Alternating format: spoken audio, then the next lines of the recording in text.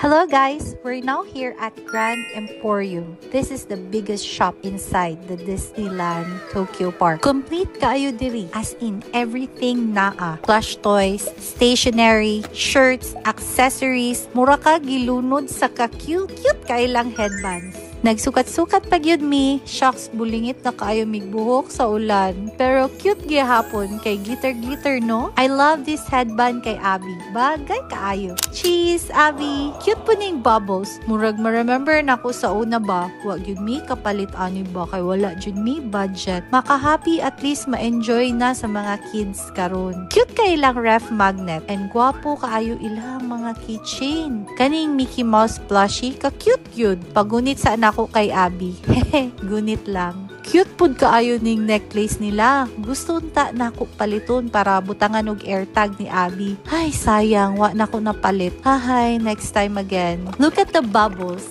Lingaw kayo ang mga bata. So, mao ni ang Grand Emporium. Kung mag-souvenir mo, dirigyud mo. Cute, complete, ug makalipay kaayo. Murag dili ka makaundang og tan-aw sa mga merch. Good luck sa inyong mga wallet, guys! If you're planning for your travel, make sure to book your activities through Klook and use my code Travel with Miyaka Klook to get 5% off on selected activities and hotels.